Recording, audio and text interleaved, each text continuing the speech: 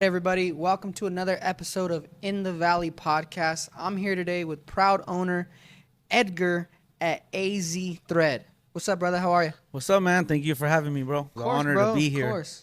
Well, I'm glad you're able to shut down the shop a bit. Let us work in here, showcase some of your sneakers, some of your gear.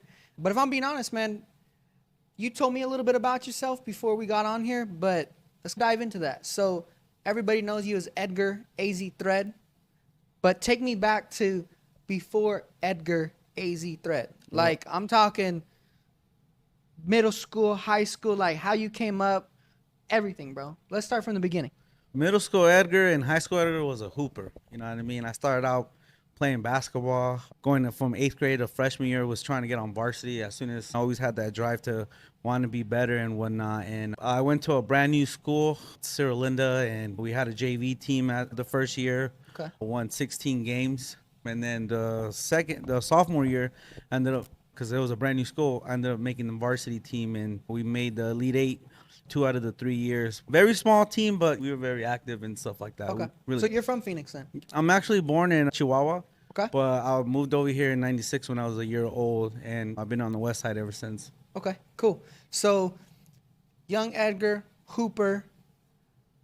Now, where does your career, or where did you want it to go? Where did it lead to? Again, you were in high school, you made varsity, these things, but what were you doing? Typically, teenager, they work to get some cash to go to school events. They work to maybe their first job. So being that you're now selling sneakers, vintage clothes, like what was your first job back then? Or what did you do? My first, I actually couldn't work, man. That's why I spent most of my time playing basketball, just because I come from an immigrant family where we didn't have proper documentation to actually, work. My work was on the basketball court, on practice, watching film, going to basketball games, trying to make myself better. Once I got a little older and you start having student athlete fees, a prom, senior field trips, you start fundraising. And the way I was fundraising was I was selling sneakers. How I got sneakers, I started out with one pair of shoes. And because of the drive I had to always be very outgoing and whatnot, I was able to turn one shoe into two shoes. And before you knew it, I was, pretty much supplying most of the school with the shoes. Shit, okay. So I got some sneakerheads that are following me and stuff too. So let's talk about what was that first shoe? The first shoe that I honestly got was a Raging Bull 5. To this day, when people see that shoe, they always tell me like, "Oh man, that's the shoe that reminds me of you," because I've always had it. You know what I mean? Yeah. Even in All high school. suede 5. Yeah. And then they re-released it, so it brought like the memory back. But like the original pack from '08, I was buying those shoes on Craigslist for like $100 and wearing them to school, and people thinking, because you had to buy 300, you had to buy the pack. You have for to buy the pack, $300. You know what I mean? But I was just wearing the red one, and the red one was like my shoe growing up. Okay, that's fair enough. Now, something that you told me too, bro, that was insane to me. Let's start off with that one shoe. You bought that one shoe, and you said you were able to multiply it into others and then sell. Today, people know what prices of shoes are today. So let's also, while we're on that path of in the past, let's also talk about dollars in the past as well. So you buying this shoe for X amount, and then when you realize how much you could buy other sneakers for, talk about that process. What shoe did you end up buying to take you along that journey? Oh shit, I could actually make a little bit of cash with this. It wasn't even like that. It was more of, okay, I could sell this shoe, or I could trade this shoe, and somebody could add $40, and that $40, I'm gonna go to the movies this weekend with my friends. But I still have a pair of Jordans on.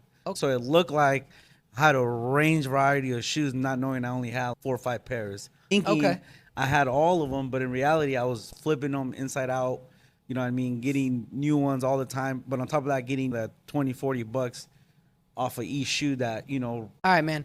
So you basically were getting these shoes, but not trying to make a ton of money. You were just trying to make some cash to live on. You're trying to go to the movies, live a normal teenager life.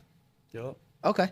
So with that being said, where did it go from there? Did you go to college? Did you end up playing ball, or Yeah, how'd so it go? I was ranked like top 24 in the state my senior year. Hey guys, we will look that up. Just make sure he ain't capping, bro. No, we went honestly we went undefeated my senior year with the regionals and all that stuff. And then we ended up losing to a Tucson school, which is much bigger than us. But after that, I was getting recruited by like Division I, NAIA schools. Okay. Not Division I, Division IIs, Division IIIs. But when it came down to documentation, I couldn't accept the scholarship, right? So I ended up Okay. playing JUCO ball, and I played there, and then played at Chandler Gilbert, and I was living out there paying for rent, but I was selling sneakers on the side. And Craigslist was big at the time, and to this day, I still have some of the friends that I met along. From Craigslist. Yeah, Okay. yeah, yeah. So when you were there playing at Chandler Gilbert, that's how you were living your life, or I guess making your money? Yeah, was yeah. selling sneakers on the side? Yeah. Okay. And then when did you realize, yo, my career's done with basketball. It's time to get like a real job? Or how did you go from there? My basketball career ended short because I was more realistic about it. I wasn't trying to reach something that, honestly wasn't there. So I ended up moving back to my mom's house, and I think my first job was Chipotle. I think I worked there for 8 months. Okay. Were you charging everybody extra for their guac or what? No, but I worked on 7th Ave in McDowell right here and in Cano. Okay. And I used to see all the PC players come in. So I would hook them up with devil meat and whatnot. There you go. There you go for free. Like that, yeah. Basketball career ended. You go start working. You're living with your mom. You're going, just trying to see how life goes. How long you been at Chipotle? Where do you go from there? And then just keep going through that story. Let me hear that. I was there for 8 months, and then I ended up getting fired because I didn't bring enough energy to work. But if you know me, I'm a lunatic. I'm bouncing off the walls. I don't need coffee to get my day going. So you didn't bring enough energy to work, and they let you go. Yeah, yeah. And damn. So What year was this too, by the way? So that way we have a little bit of timeline. I want to say maybe 2014. 2014. Yeah, Okay. yeah, 2014-ish. And I got fired, and then I go through the loops of life. I worked at Cane's, Circle K, Amazon. I was there. They're all seasonal jobs. They're not especially for me. I wasn't gonna be there long term, especially when I know there's something else waiting for me. You get what I'm saying? Yeah, I get it. So I ended up quitting all those jobs, and then I was back to square one looking for another job. And then I ended up going to Cricket. And Cricket was a more customer service based job where you had to talk to people. Yeah, the cell phone company, right? Yeah, yeah, Okay. yeah. And it wasn't labor at all. It was more, trying to get activations and phones. And I was really good at it to the point where, some of the bi-weeklies I was making more than the store managers just because I was moving 80 to 90 activations every 2 weeks. Okay, so it was commission based. Yeah, for sure. It was hourly plus the commission, but it was like I was getting paid weekly because 1 week we'll get the hourly one, and then in between all that we'd get the commission one. So Okay. And I would go really strong in that, but at the time of that, hit my activations for the day, and then go to the Goodwill around the corner and cop some of the T-shirts, some of the Suns and jerseys that I would come and just post them in the back of the Cricket store, and that's when AZ Thread started becoming a thing. And you where would you post it? Craigslist? Or? Instagram. Yeah, yeah. That's when.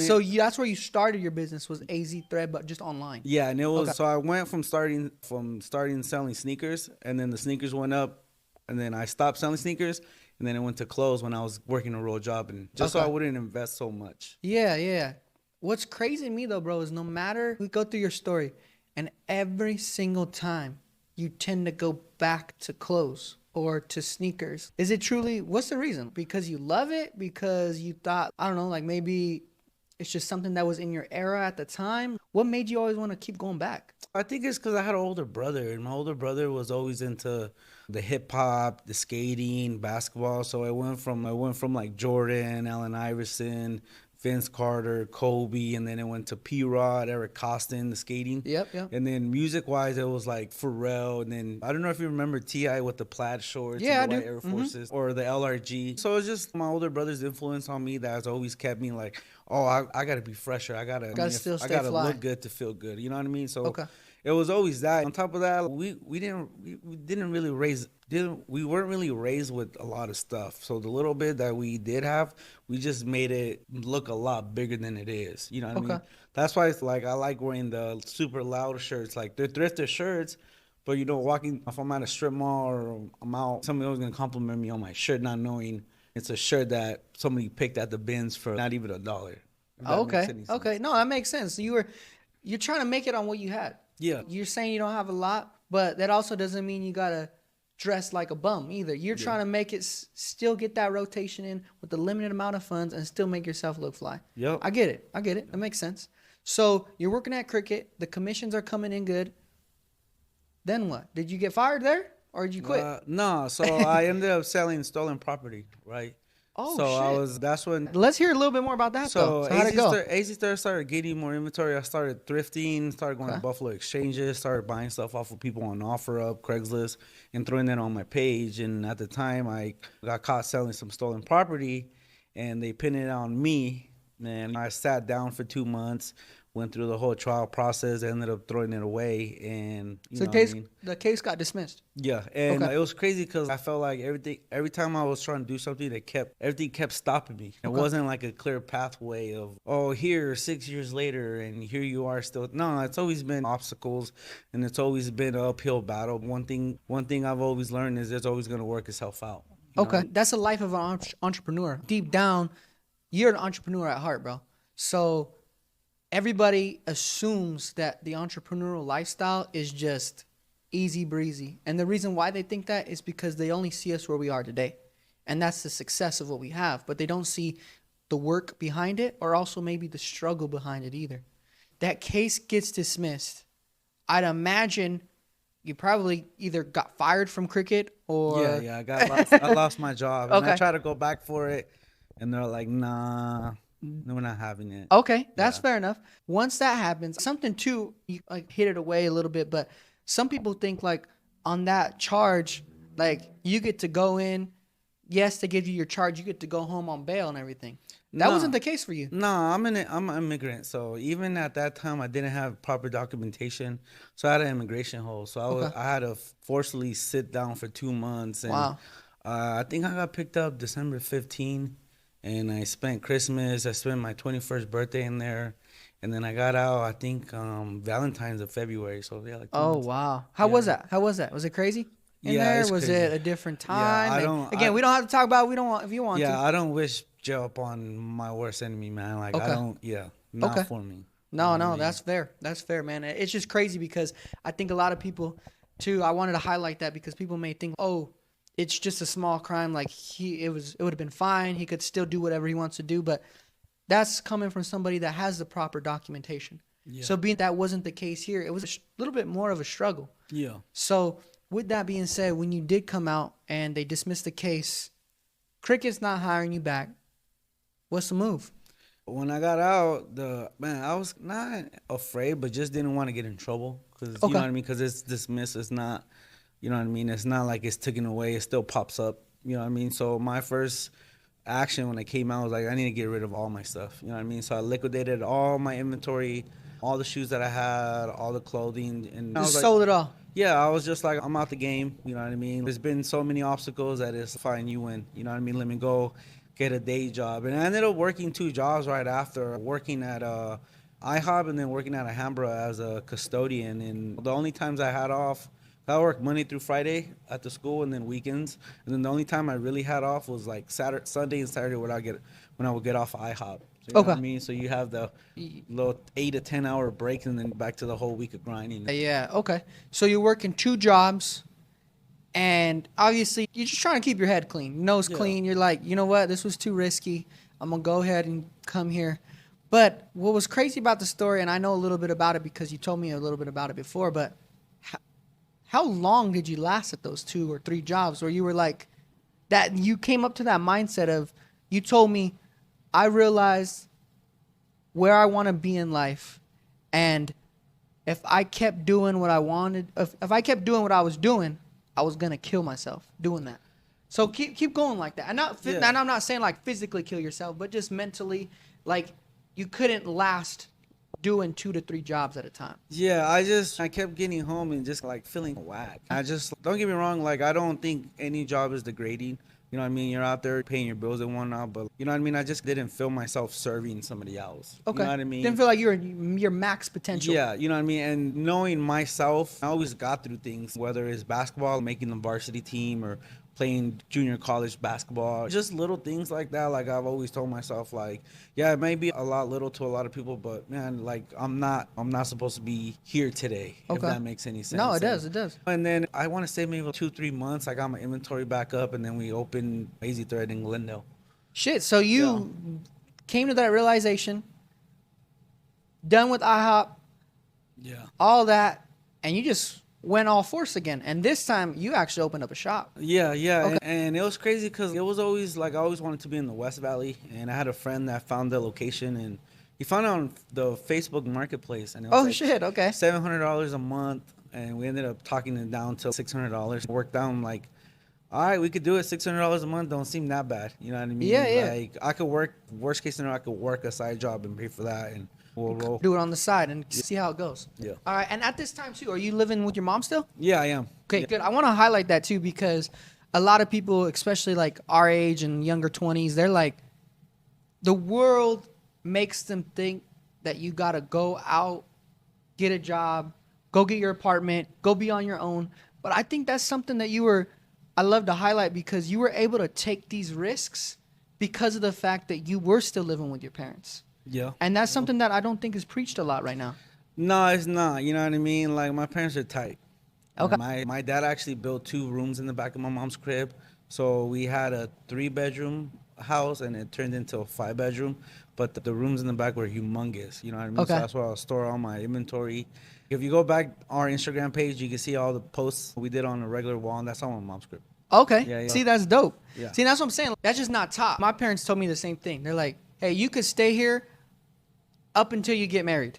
That's what they told me. Yeah. And the fact that they even offered that, and I get it, some people's parents aren't like that, but the point of the story is if you're able to keep your living expenses low while you're on the grind, you just said it. Let's take a risk. Rent at the shop was $600. I could work at IHOP on the weekends if I wanted to, just to cover that rent. Yeah. And then we'll grind it throughout the rest. So I love that part of the story. AZ Threads opens up their first shop Yeah, 2016. 2016, October 1st of 2016. Tell me from there, how does it go? Wait, no, wait, Oh, wait, okay, wait, keep wait, going, wait. keep There's going. more. Okay. So like right before we open, I'll do yard sales at my mom's house. Oh, every yeah, Saturday. yeah. I remember you telling me that. Yeah, we would do yard touch base sales. on that. Yeah, so like in the midst of like in between opening, the way I was able to re-up or source inventory much more. Because you just sold all your inventory. Yeah, we Okay, would so you had to do get yard back. sales at my mom's house every Saturday from I think 7 to 12. Make my $300, $400, $500, and then put everything back in the room, and then go, you know what I mean, go source again.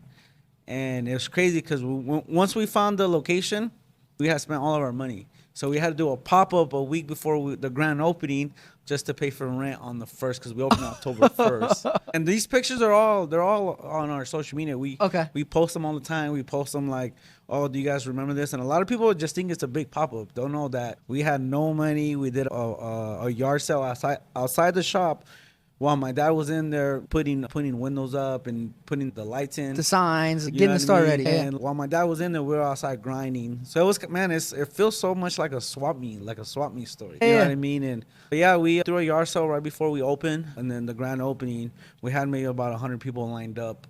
Wow. And I think something too to touch base on, bro. Sorry to cut you off. It's just I want you to touch base on this because we're talking about time. How much people are saying, this dude's selling clothes, selling sneakers. He can't be making that much money. Let's talk about the profit margin back then. oh man, it was Tell me, you mean a shirt, a shoe. Tell me about those profit margin because So- we also want to tell people like, yo, we're not just trying to make $10 and survive now anymore. We're not just trying to go to the movies. We're trying to live now. So tell them about that. So back when we first opened, there wasn't none of these shops. There wasn't no resale shops. It was a consignment shop called BHT, and then there's Buffalo Exchange. Okay. BHT didn't buy, from what I know. Buffalo Exchange, if you guys are familiar, they give you, 30% cash of what they sell it for, but they sell general public stuff. Okay. So for a shirt, that's, $10, they give you like $3 for. So you would either take the $3 they would give you for your t-shirt, you come to ours and get $10.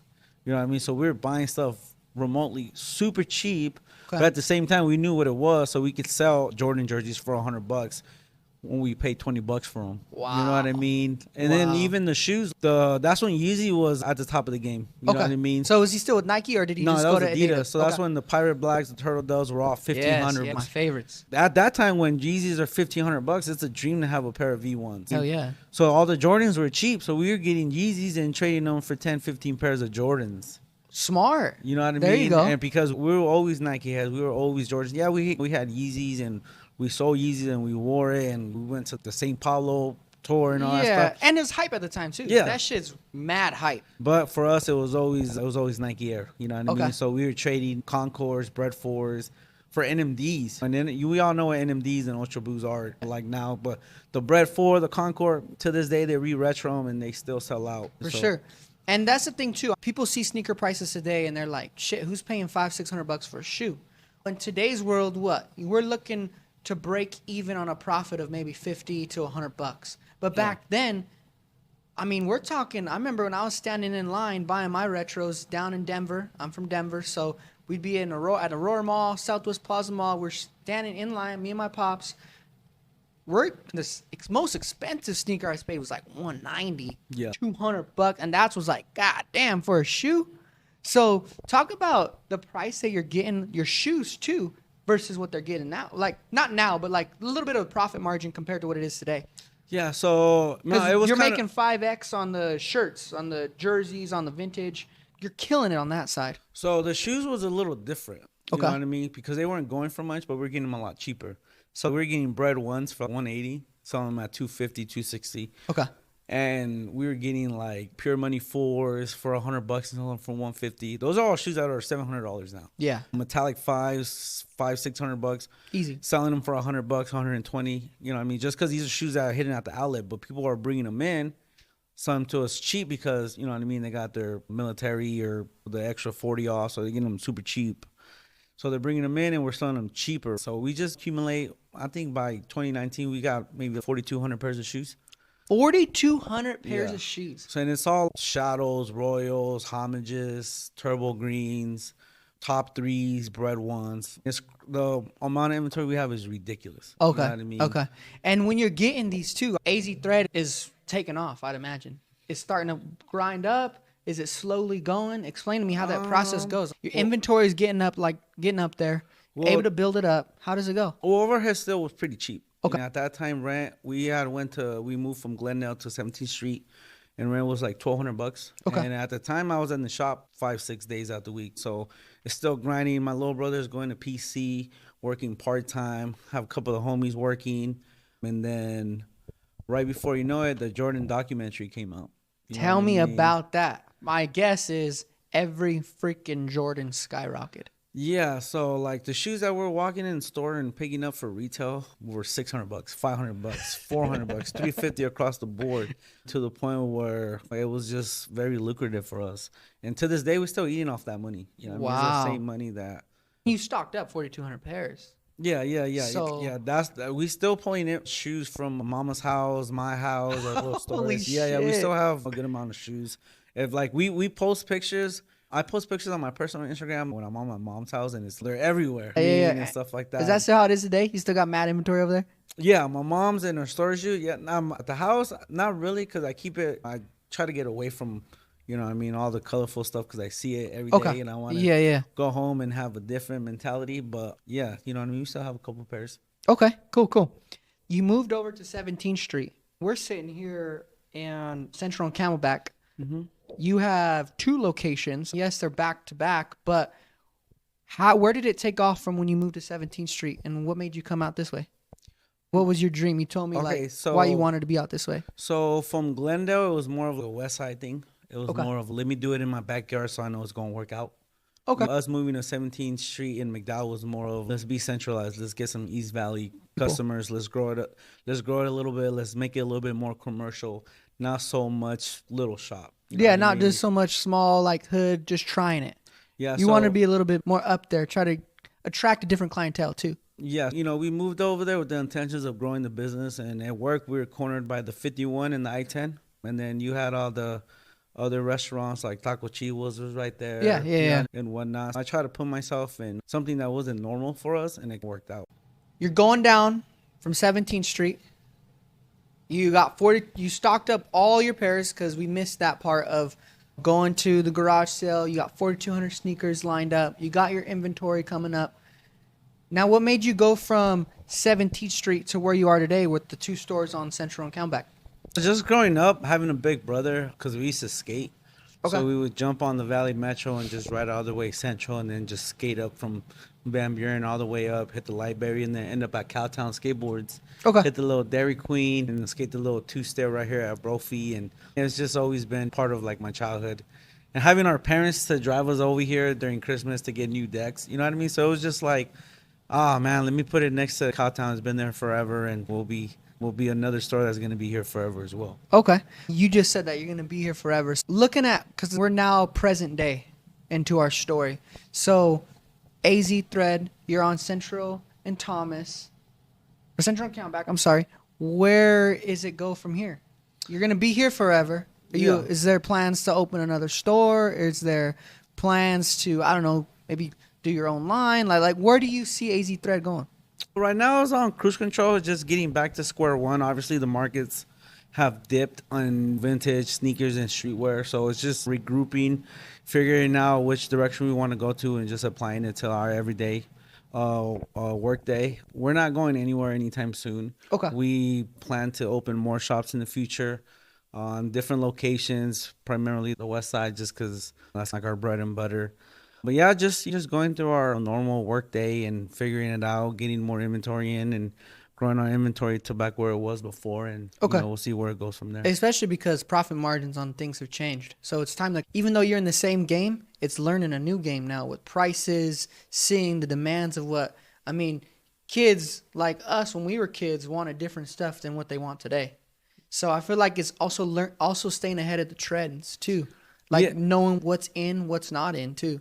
Yeah, we're definitely in a new era of sneakers. Okay. The last 2 to 4 years, everybody was walking around with $2,000 sneakers, $2,500 sneakers. That's not the case nowadays. The expensive sneakers nowadays are like $600-$700. Like most of the new Travises that come out are hitting anywhere from 6 to 8. Some of the cooler SBs like the Jarritos, Yep. Yeah. those yeah. are hitting Those are $600 to $800. So that's like the expensive shoes of more of the recent releases, and then you have your everyday shoes that are like hitting for retail, but we sell new and a lot of used. Okay. Everybody's always gonna cheap sneakers, good price sneakers. So that's never gonna go out of style, and that's we focus more on volume and selling more units day in and day out compared to just that one shoe. Okay. Yeah, and I think that's something too that a lot of people think like sneaker shops or whatever, they are trying to sell these shoes and make huge profit on some. That's not the case anymore. It's more volume-based business. Mm-hmm. But something I wanted to touch base on, you guys are killing it today, but I want to touch base on something that kind of hits more heart for me. Real estate is my game. That's my talk. And something that not a lot of people do when they start making money is invest the money. Mm-hmm. And we talked a little bit off the camera, but let's talk a little bit about that. You dove into some investments. So when you were making some of this cash, what did you end up purchasing? I ended up buying 3 homes. Cool. I ended up buying 4 homes in 5 years. Okay. And because we were profit heavy, we invested heavy. Okay. And because I don't like a huge overhead, we were putting the 20 to 25% down.